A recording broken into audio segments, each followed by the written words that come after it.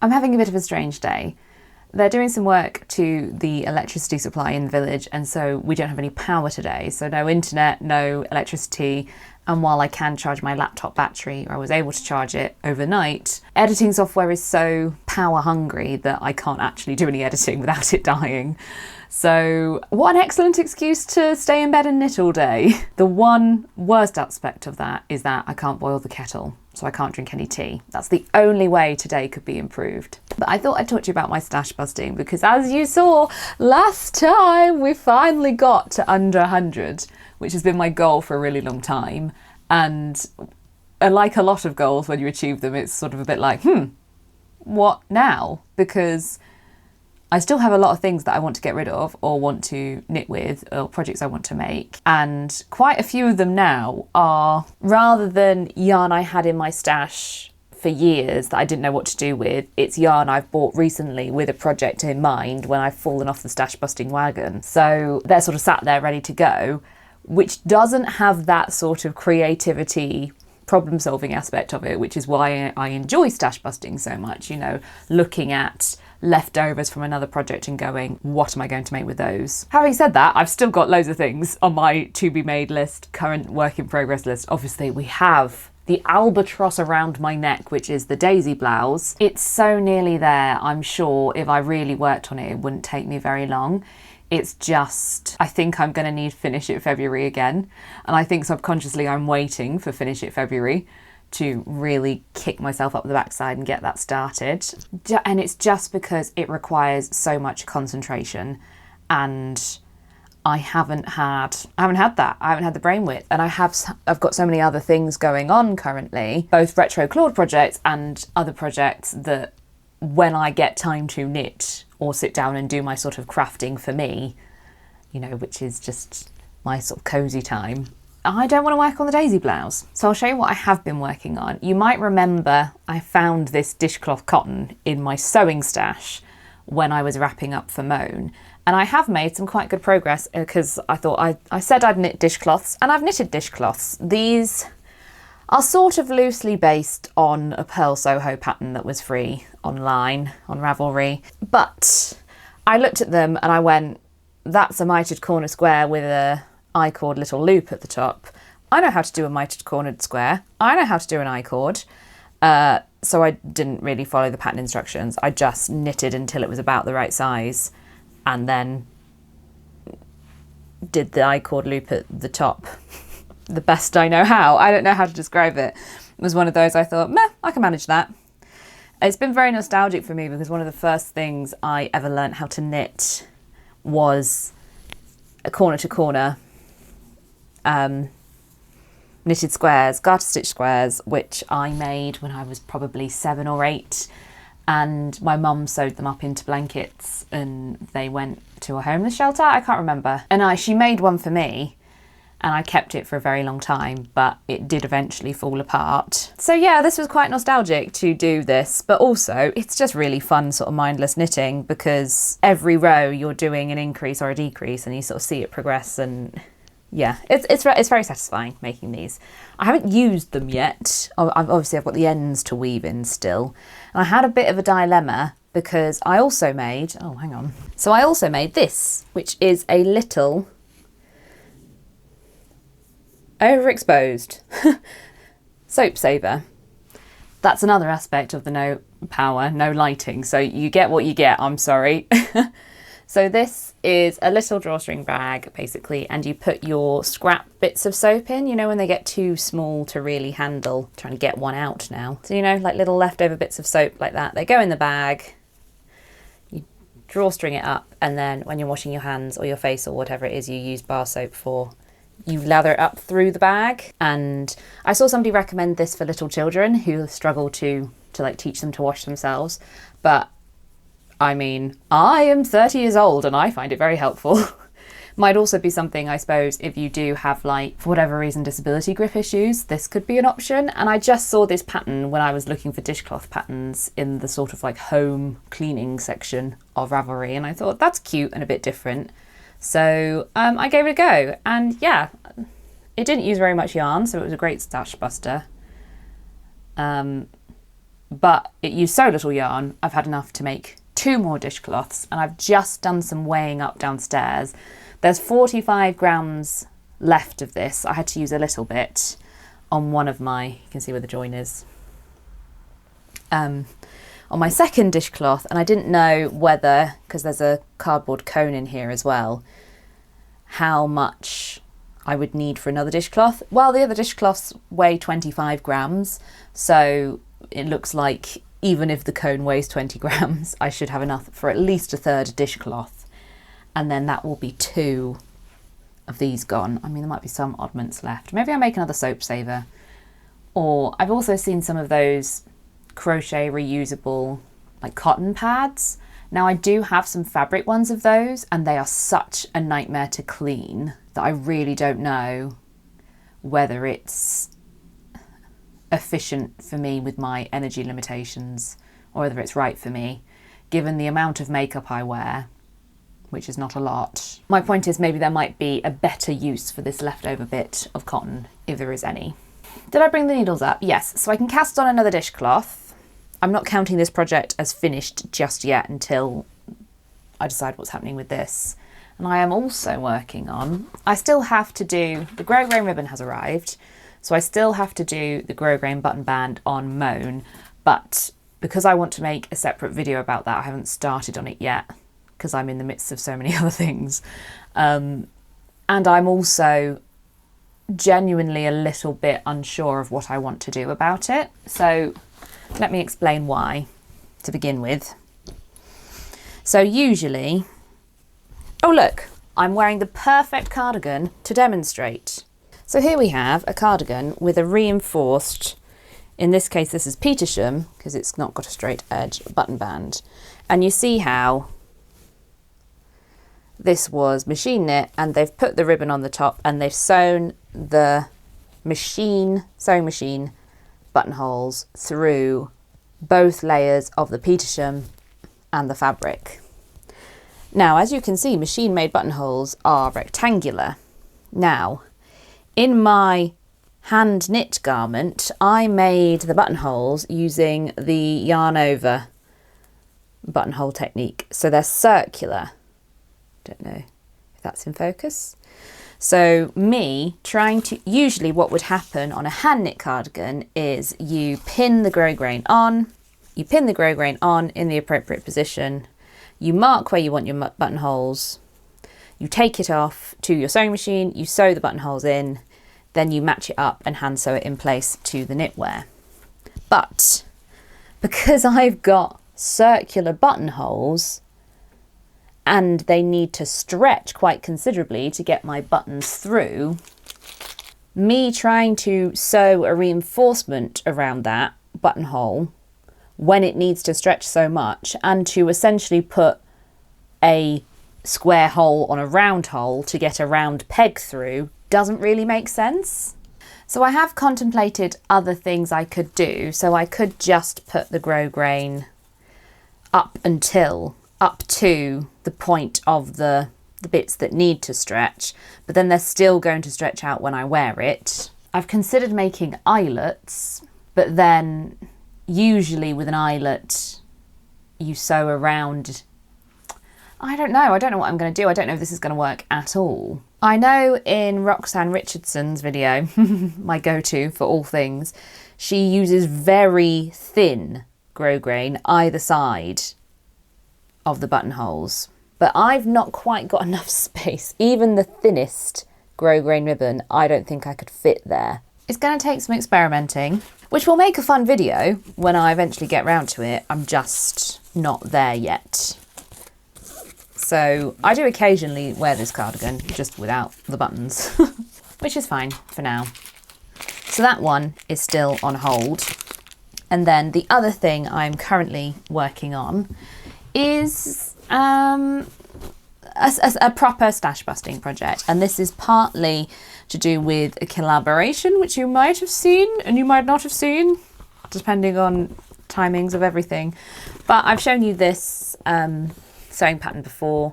This is one of my Stashbusting plans, and I'm trying to make this cottage tea cozy out of my oddments of Shetland that I have used for lots of things previously.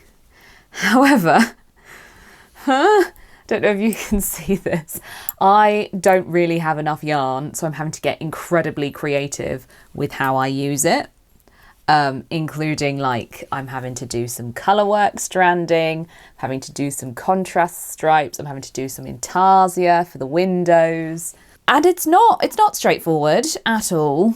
I'm hoping it'll look great, and I'm hoping I do have enough yarn to make it work the way I want to make it work, at least. But I also still do want to do this one. It's just, I don't know. I'm getting to the point where I don't have anything in my stash. And even for this one, when I was looking at it, I was like, I might have to buy yarn to use up these odds and ends, which is fine. Like, I'm allowing myself that within the Stashbusting. New yarn to help use up oddments is great. It's perfectly make, do and mend. It's perfectly rationing, coupon friendly, all that sort of thing. But it just feels so strange to me that after so long of doing this, I'm finally in the position where even just sort of stash projects, I'm like, I might need new yarn. Or where the balance of yarn used in my projects is now getting less and less to do with stash. So what do I want to work on today? Well, the cottage is very cute and cosy, and it's a little bit time sensitive, so I should really work on that. But I do kind of want to start my next dishcloth, just because those are so easy. So what I might do is I might do like a little bit of a Pomodoro technique and do 25 minutes on one, have a rest, do 25 minutes on the next. Like, my phone is dead. I forgot to charge my phone overnight because I don't normally do that because I'm afraid of it setting on fire. So I can't even like watch or listen to anything. So we might just be sat here in silence all day, knitting.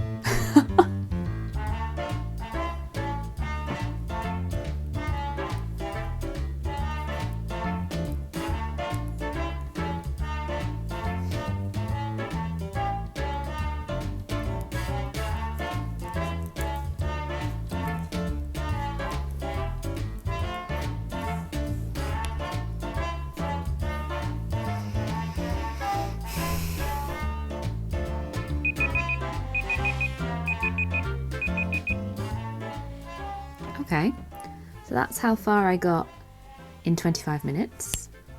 I'm quite pleased with that. These are so simple. You just knit into the front and back of every stitch until you have enough stitches. Hang on. You knit into the front and back of the first stitch on every row until you have enough stitches. I'm going for 80 across on the diagonal. I've found that's about the right size for my tension and whatever. Obviously varies depending on what needle and yarn you're using. And then once you get to your desired number of stitches, you switch from increasing to decreasing in the first stitch. Although I find it looks neater to do it in the second, so knit the first one and then do knit two together. I think I've done it differently on both of my dishcloths. One is knit two together and one is slip, slip, knit. But now, onto this one. Oh, and I've also discovered that I do have an audiobook downloaded, but it's Feel Good Productivity by Ali Abdaal. So it's not fiction, I suppose. That says enough.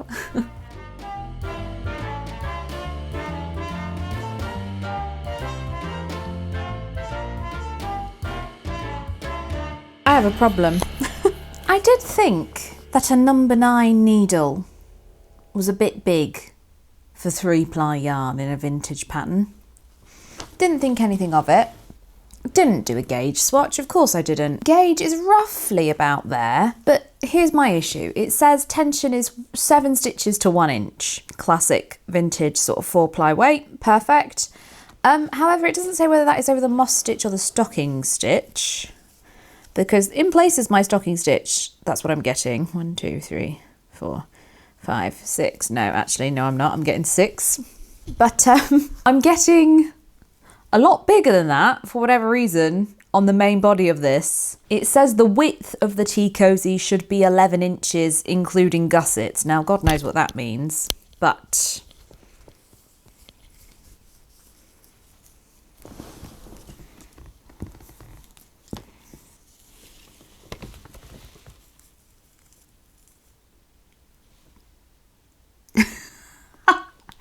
without gussets, it's 16 inches. So It's huge. It's less of a tea cozy and more of a tea bucket.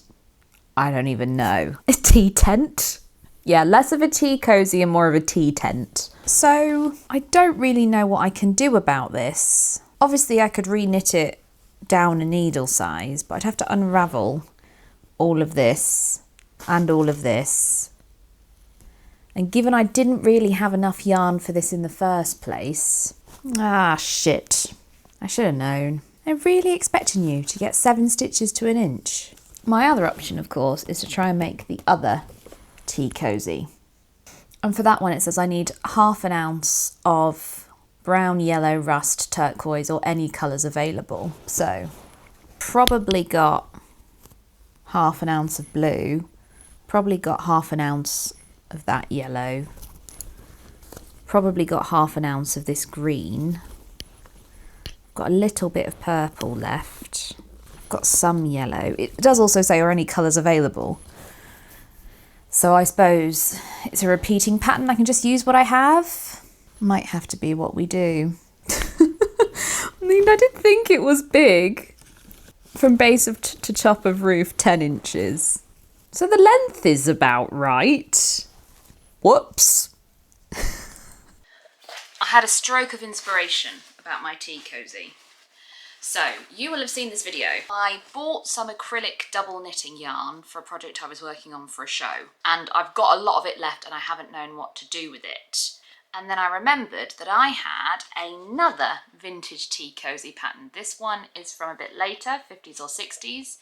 It's twice the price. It's a Best Way one, and the code is in the 2000s, so we're looking 50s, 60s as opposed to 40s. But these are so similar to some of the tea cozies that I've seen in Call the Midwife, and I have also made a lot of this style of tea cozy before, and there's a crochet option. So my plan is to use my leftover acrylic from the show project I was working on to make one of these tea cozies because they require double knitting. Now I didn't have, but obviously you need 2 colours. Mum to the rescue. So my mum knits a lot of baby hats projects. So I'm thinking I might do a sort of Halloween-y themed crochet one and then do pink and white like the original instructions suggest. So that's more of the vintagey style one, because pink and white is one of the colour schemes they recommend. It's not quite the right shade of pink that I've got. It's upstairs. Oh my God. So I've finished my 3rd dishcloth and I've weighed it up and it took about 25 grams. Did I make it bigger than the others? No, I don't think so. So I've got to weave the ends in on all of those, but I've still got 14 grams left of this, which isn't enough to make another dishcloth the same size. So I could try and make a smaller dishcloth, but then if I make them any smaller, they won't cover my hand.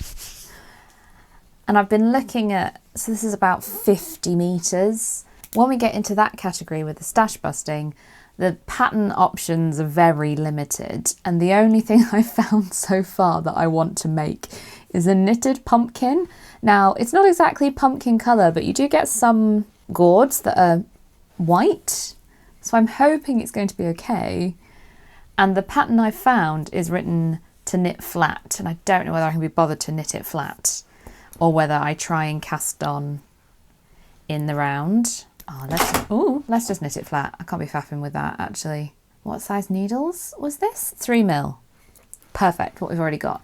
So, in case you're wondering, this is from Peach Unicorn Designs.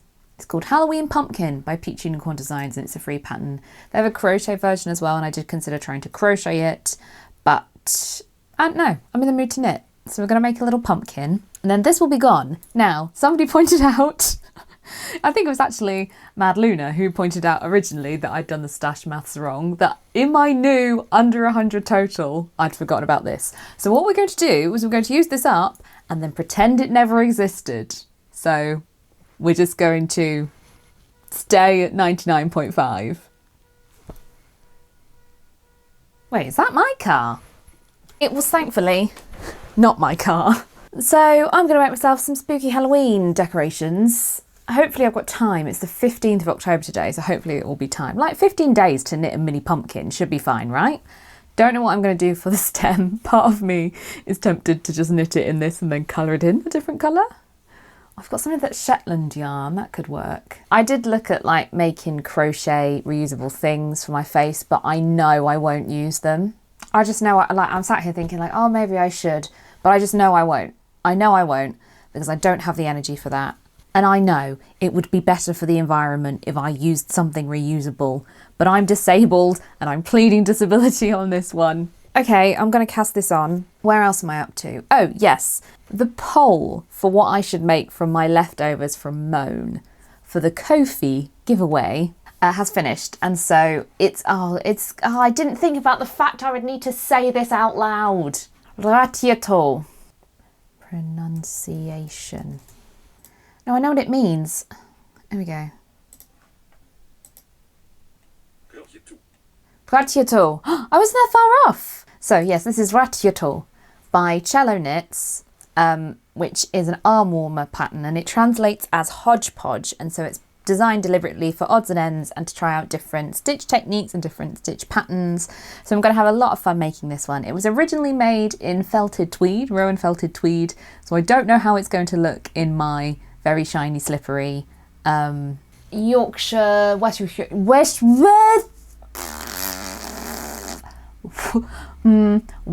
Yorkshire Spinners Elements. I don't know how it's going to look, but hopefully it will still be a fun project and somebody will want it and they'll win it on Ko-fi. I haven't cast that on yet because I'm trying to get rid of this that doesn't exist. I also have a plan now for the leftovers from the Victorian waistcoat, which will be, I got cut off, didn't I, by the battery dying, which will be the vintage tea cosy, this one. So at least now this project has been saved. I finished my dishcloth. I finished my oh fucking hell! Basically, I have finished my dishcloths and I'm going to proceed with this pumpkin. And then I will make a decision when the pumpkin is done and we are back at 99.5. Is that okay? Yes? Yes. The puppy's here. Should we wait? Hello? Sagan, are you okay? Oh, a slipper, thank you. Thank you, Sagan, you brought me a slipper. Aren't you a clever gun dog? Yeah, yeah. Do you want to come up? Yeah. Bye then. So the last bit of footage that you saw then was the 15th of October and it is now the 26th of November. And I've been very ill. Had a really bad flare. Had a lot of very scary symptoms. I know that there are many people watching who will understand that and I don't need to explain myself more than that. It's just been really tough. So it's been challenging. I feel like disingenuous because I've said, oh, I've been so ill, I couldn't sit upright, and then I'm about to show you all the things I've done. But I had sort of 2 very intense weeks of not being able to do anything. And by anything, I mean care for myself, stand, walk, sit upright. And then I've had a month or so of a lot of bed rest, a lot of recovery, a lot of taking it easy, and also a lot of last minute stress because you will have seen the video. I've been involved in putting on a show. The show was last week, and so I'd sort of deliberately cleared my retro Claude schedule through October and November to be just doing a little bit of gentle knitting, and that I'd done that deliberately to avoid a last minute crunch and panic and stress for the show, for which I was making a wedding dress, and of course that didn't happen because I had to spend 2 weeks in bed. Anyway, let me show you what I have been able to do. So the leftover cotton, I did knit up the leftover cotton into these pumpkins. Oh, and that one's already coming undone.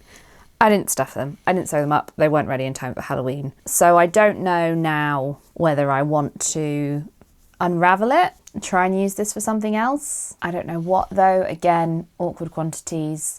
And I have a little bit of the negative associations with this now because I was working on it just before I got ill. Do I even want to come back to it? Do I even want to finish it? Do I just want to bin it? And I very rarely just bin yarn. I think for now, I'm just leaving it as it is. I am going to say that the yarn is used up, so we are still at 99.5 with the Stashbusting total, and just leave that as it is and come back to this with a little bit more emotional distance. There will be a theme here in that the total is not going to change. Spoiler alert, I probably shouldn't have told you that because then you won't wait till the end of the video. Please don't click away. But I haven't finished anything. As much as I've progressed some things, I haven't been able to tick anything off. So the other thing we were talking about in that video is the failure of this project with the 1940s tea cosy. Ooh, that's not how paper works. And the switch to making this version. This had originally intended to be a project that I released at the same time as my friend Engineering Knits released her latest analysis of the Call the Midwife knits. And of course it wasn't finished because I was unwell and I had to abandon that project. So that's been frustrating because it's not when I agreed to do it, when we talked about it, me and Micah, I did, fully caveat that it might not happen because of my health, blah, blah, blah, blah, blah. I still feel fucking terrible for not getting it done and letting her down. I know she won't see it like that, as much as I tell myself, and as much as you can tell me in the comments, oh, you're not letting anybody down, blah, blah, blah, blah, it doesn't change the way I feel. It just doesn't. Still, after all this time, it doesn't get any easier. It doesn't get any easier to have to say no to things that you were excited about, that you wanted to do to help the people around you. It just doesn't. It just doesn't. I'm not giving up hope on this project. There will be a Call the Midwife Christmas special, so maybe I save it for then. This is how far I've gotten. This is the leftover pink acrylic from that Victorian waistcoat edging, white from Mum's stash. Yeah, I like doing this technique with the, that's the wrong side. So it's like you're doing stranded colour work or Fair Isle, but you just pull it nice and tight and you get this sort of ribbed effect, and it's very insulated and very warm, which is ideal for a tea cosy. Again, coming back to work on this after such a break, after knowing that it was for a deadline that I missed, has been difficult.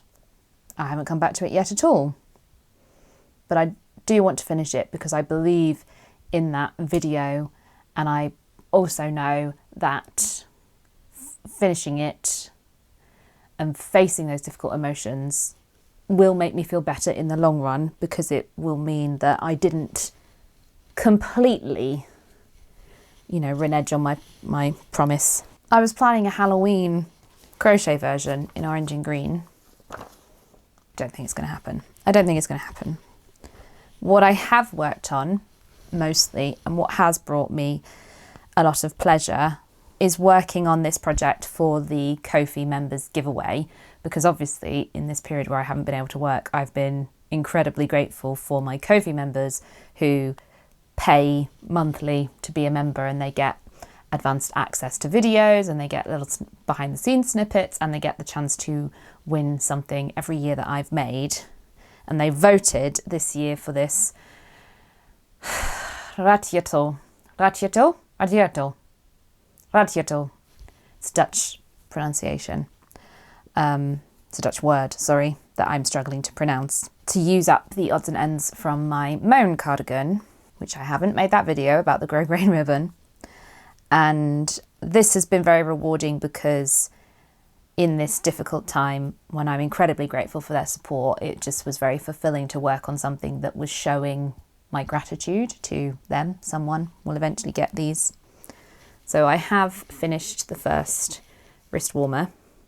I also think for me, there was a little bit of nostalgia here about knitting in the round on DPNs. This is so specific and weird, but when I first got ME when I was a teenager, I taught myself to knit socks with a kit I bought off Amazon. Talked more about this in my Q&A. And that kit came with DPNs, and I knit about a pair of socks a week for a very long time. And that kept me sane during that period. And it was just quite therapeutic to come back to knitting in the round with DPNs, this being a wrist warmer, it's sort of, and with all these more complicated techniques. There was a nice neatness and sense of accomplishment to think about how far I've come in those 13 years. And it's kept me going. I have a lot of ends to weave in still on this project, but I thought I would model it for you. So this is the first one. Now they're deliberately odd. So this is written per the instructions in the pattern, but the designer only gives you instructions for one of the odd gloves and then says, this is how you make one, have fun, work on the other. So it's a very free and personal pattern. So I just did it as written, partly because I really loved the way it looked. I loved the combination of the textures and the Fair Isle and the things on the glove that they'd written the pattern for. So I recreated it in my colours from Moan, and I had previously talked about how I didn't like or was sceptical about the colours I'd chosen for Moan. And this has really proved to me that actually what I didn't like was how much grey there is in that cardigan, how the grey dominates. Because I love, with more of the lighter colours and more of the purple and more of the greens popping, I love these together. I love the grey as an accent. I just didn't like it as the main colour. I will say these were supposed to, they're like one size fits all, but I got Woody to try them on, and he's got sort of, there's no way to say this without sounding weird, muscly manly forearms. But I have very delicate wrists, basically. I have very thin, delicate wrists. And so he tried them on and they were quite snug. And I think it's partly because you've got this Fair Isle section right at the wrist. And so it's not as stretchy as some of the other sections. So while I had hoped that this would be a good choice for a Ko-fi giveaway because it would fit anybody, I actually think, unfortunately, it is going to very much be a sort of ladies' medium size, which is frustrating because I really would have liked it. I didn't want it to be limited by size at all. But that just means I'll have to do more Ko-fi giveaways and I'll have to make more things for my members. I've made good progress with the second one.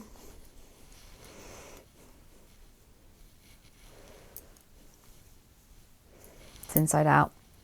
I've had this conversation before. I don't know whether with you or with somebody IRL, but I knit in the round inside out on DPNs, and a lot of people have found that very confusing, but that's the way that book that I bought. Hide the knitting, the puppy's here. Sagan, hello, leave it. Oi, mister, what did I say? Good boy.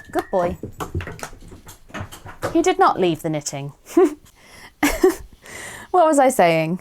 Oh yes, I knit inside out. Anyway, this is progress on the second one so far. I have looked up my own, I've repeated some of my favourite bits of the first one basically, and just sort of changed up the colour scheme or the colours that went together. I am drastically running short of the darkest shade of green. So it's edged in it at the bottom there. And I want to have it at the top as well to match this one. That's the darkest green there. So yeah, we're about there. So I'm saving it, but that does mean I'm having to use more of the grey, which is what I have the most of left in this one. So this one will probably sway a bit darker overall. I'm hoping to avoid that. But as the knitting progresses, I have less and less of all the colours left. So it's proper stash busting here. We're doing proper scrappy knitting.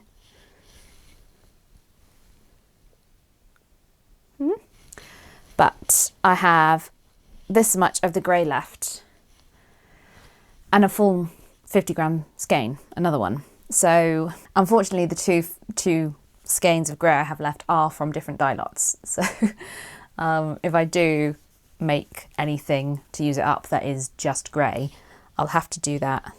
What do they call it? Helixing, spiraling or whatever with the dye lots. I think that's everything I wanted to say. As I said earlier, nothing to take off the total. We are still at 99.5.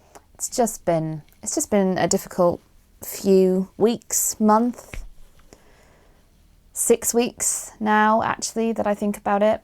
So, thank you. Thank you for your support, as always.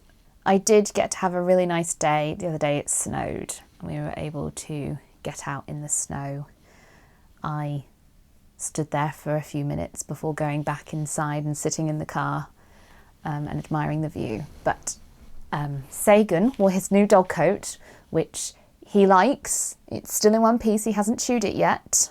And so I was able to get some really sweet footage of him in his blue coat playing in the snow. So I will leave you with that. And I will also say there's so many things I talked about doing this year in the next couple of months that haven't happened, one of which is the charity dog coat make along. I still want to do it, but I think it's going to have to be postponed because I am trying in December to do Vlogmas. We'll see. Anyway, thanks for watching. See you next time.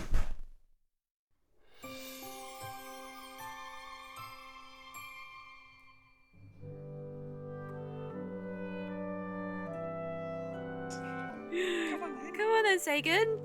Oh! Have you got your coat on? Is it snowy? Yeah! Go on! Woo!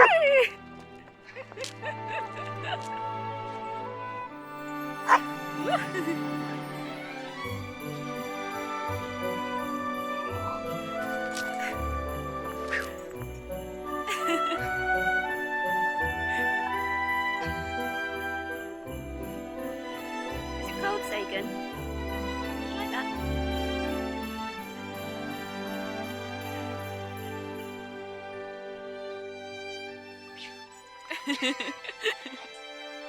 Double gloves, hat, shawl, yell, 1940s waistcoat I knitted,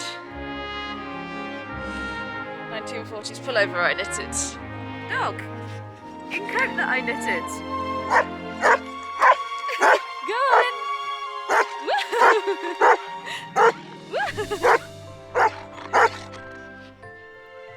The absolute seasonal confusion of stinging nettles. New growth stinging nettles, these have been cut back, but have been snowed on.